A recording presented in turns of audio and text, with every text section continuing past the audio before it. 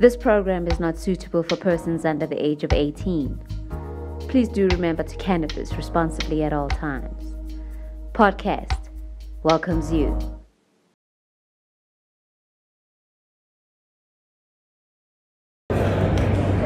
Welcome to another episode of Podcast. I'm sitting here with Relinda, the co-founder of CHEEBA. I am very proud to say that. Thank you so much. How are you? I'm good. You good? Yeah. Please let us know what CHEEBA. What is CHEEBA? So CHEEBA is... it's CHEEBA, not CHEEBA. Yeah, CHEEBA. Oh, yeah, CHEEBA. You must correct me. No, it's fine. Sorry, man. It's just enunciation is not of the master. So I let you flow. Then you must correct. Okay. Yeah, so CHEEBA is Africa's first cannabis educator. There's not that many... Repeat that again. Africa's first cannabis educator. And we're in the business of educating people about the opportunities of the cannabis industry that is still to be realized within this continent. And when did you guys establish your institute? Yeah. So initially we started off by doing live events, which were known as the Craft Cannabis Sessions, which took place in Cape Town, because that's where we're from. We would host these events, which are basically information sessions, where we would have the likes of Tony Buddage or Gareth Prince speaking about cannabis and the legislation, value chain, etc. And then when COVID hit, we then moved it over to online.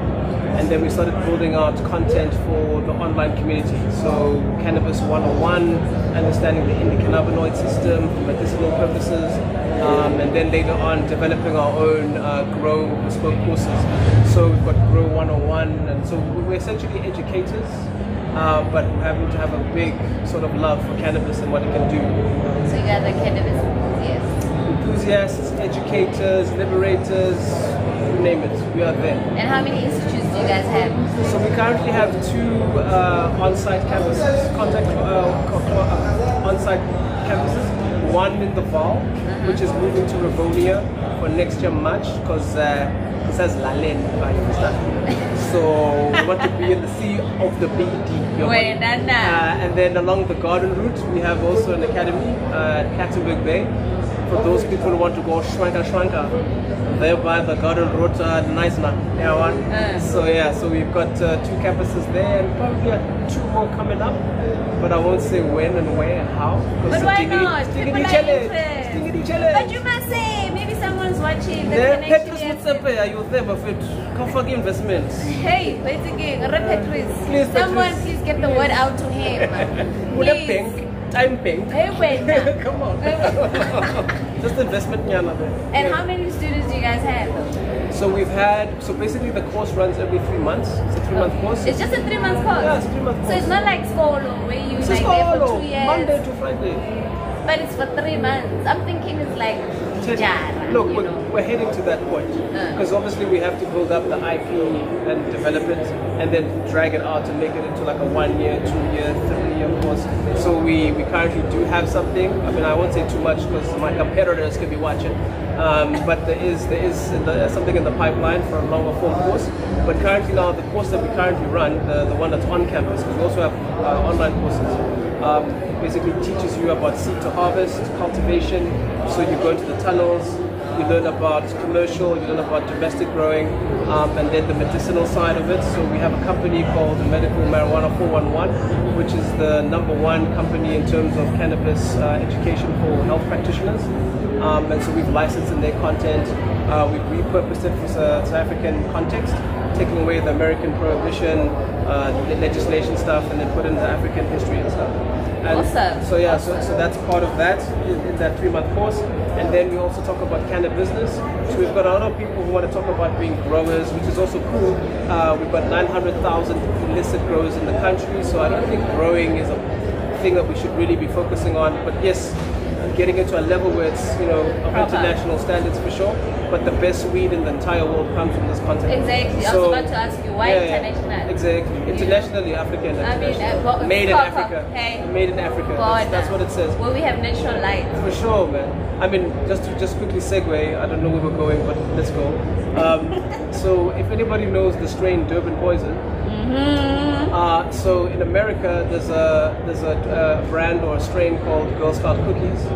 About 40% of that is from Durban poison. From Durban poison. So we already have international renowned genetics, but we're not getting any royalties from it. Doesn't that just suck? Yeah, you got it. So one of the other parts of our course is cannabis, which talks about the commercialization of plant. And so we help students understand about putting together projects, financial plans, marketing plans, and strategies and stuff like that. And then we also focus on getting guests to come in and speak to them from the industry, whether from your retail outlet that's doing CBD to your SAPRA certified pharmacist, so that they understand what the commercial aspects are involved and what they entail. Because a lot of people want to enter this industry, but they're not too sure where to start with. Especially Abantu Bamnyama guys, please don't be scared of this stuff. You know, it's for you, it's for us. We're here to and yes, police, you have to start. You could build houses out of it and make medicine. So my biggest goal as also one of the founders of the company is to make sure that our Bantu are not left behind, you know. And I like that very much. No, we have to, bro. We have to go forward. So that's basically our 3-month course that we offer. But then what do you get? Sorry. Go for it. What do you get after the 3 months? And how does one take part in that? Yeah. So we are affiliated with the University of Limpopo, or Limpopo, because the other day I said it and I was like, it's not Limpopo, it's Limpopo. And I'm like, okay, Limpopo, okay, sorry, I grew up overseas. That's Cape Town, by the way. So anyway, you grew up overseas and that's Cape Town. Okay, the Europe of Africa. Hey, it's like everything's in euros, guys. Yo, yes. But anyway, let's not get into that. That's another hush story. So you get a certificate of completion, which is endorsed by the University of Limpopo. Okay, Limpopo for Cannabis 101. Can you believe this? Yeah. So it's a certificate? Yeah. And then what do you do with the certificate? What do you want to do with it? What do you want to do with knowledge? Once you've acquired it. No, like I want to know, like, you know, people who are watching, you get the certificate, can you start something? Of course. Because like I told you, I met the guy, one of your best graduates. When he joined. Okay. You know, and he's doing greatness. Yeah, exactly. So the thing that people need to understand, right? If you came to me and told me and asked me last year, well, is there a job market for anyone studying cannabis? I would have said no, right? But looking at what's been happening in government, you know, international markets, there's suddenly this huge influx of interest. So essentially, there's a huge interest in this because of the employment benefits. COVID has totally wrecked our economy. And ESCOM at the moment, please, my bitch, fix the lights. I like my lights on after I've paid for them. So we're gonna need to have an industry to come in to basically capacitate the people that are unemployed. So there's a big market for that currently growing, but obviously legislation is still a bit of a situation because the Department of Justice still has hemp and cannabis as an illicit substance. So essentially, but you guys are talking to them, right, to change that? Well, the community. And how long do you think it will take for them to fully legalize it? We want dispensaries. We have them. But they are not legal. No, they are. Dispensaries. Section 21. I'm in education. How did you, how did you get that right? So, this is a framework now. So, there's a thing called a Section 21. What's happened is that all you need to have is a registered pharmacist who's at the dispensary. You have a farm that can provide you with the cannabis. Then wellness as well can go there with your card, because you have to be signed up through SAPRA as a Section 21 patient. I don't know if you know Penda, Cuban Zulu. So he's one of our lecturers and one of our partners as CHEEBA. And he is the first South African to ever receive a Section 21 card. So he can go and get cannabis from a dispensary that's obviously officiated and certified. So he can go with his banking. Police can stop you, like in a car, medicinal issues. So those are set up. There is a framework there, and I'm happy to share more with you later once I clock the model. So you're going to come back to the show? If you have me. Especially about the dispensary. I, for one, I'm interested in having. No, then go offline for an hour. Why offline? There are so many people who are interested. Hey, when this is for the people. Why offline? Why are we hiding things now? I'm not hiding what things. are we hiding? Contractual things, the obligations. So it means like already I said too much, I might get in trouble. But I'm willing to share. But like, yeah, I'll tell you about it, then we'll bring that person on. So when your contract is done? Not contract is done, but it's written. It's not written. Now, so then you can talk. I'm busy discerning this thing. Oh. Whilst they still, Ulinda, cross. Oh, okay. But then once all of that is done, you can come back and then educate us on how to own our own dispensaries. Franchise model, Because I thought the cannabis social clubs are the only way for you to be able to share the cannabis. That is also, that is also. But I didn't know about the dispensary, so that's like awesome news. Yeah, there's actually one here. You pass them, I'll introduce you to him. Oh, please do. Yeah. He's a cool guy.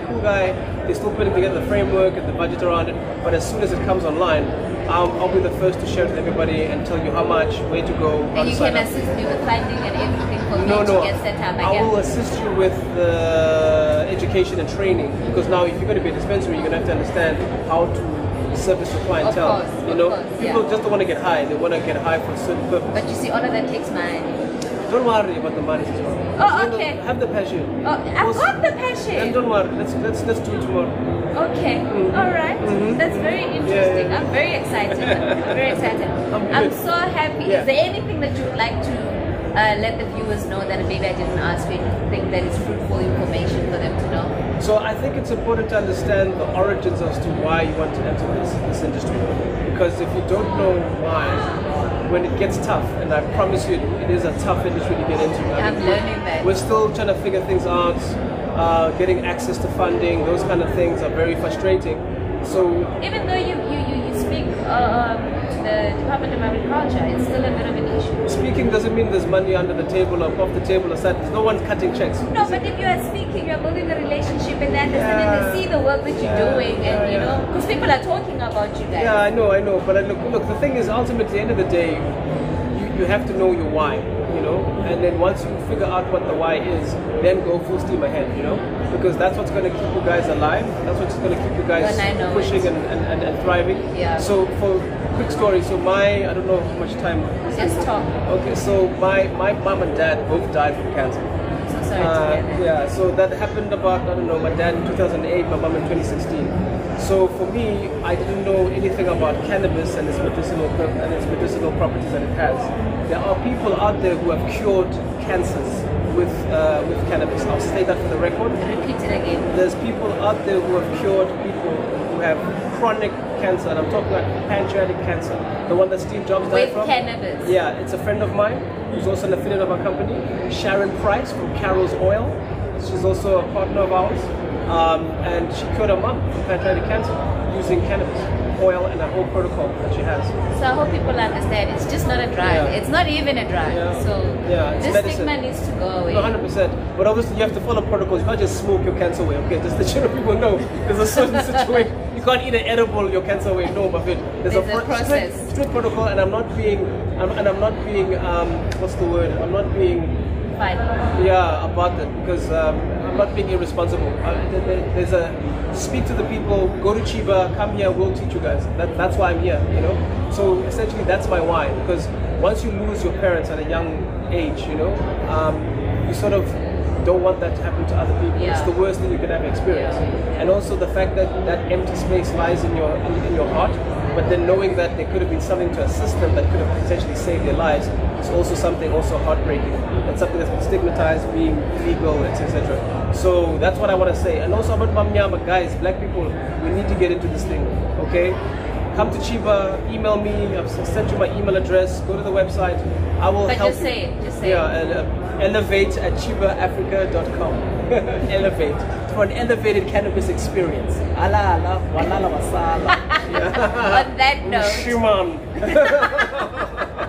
On that note, thank you so much for thank you for having me. Your presence. For sure. And, you know, providing the information that you're providing. 100%, anytime. So after this, I want shares, because a lot of people now are going to be knocking on your doors. 5% is one. 5%? It's on record? 100%. Okay then. Thank you so much. Okay, no,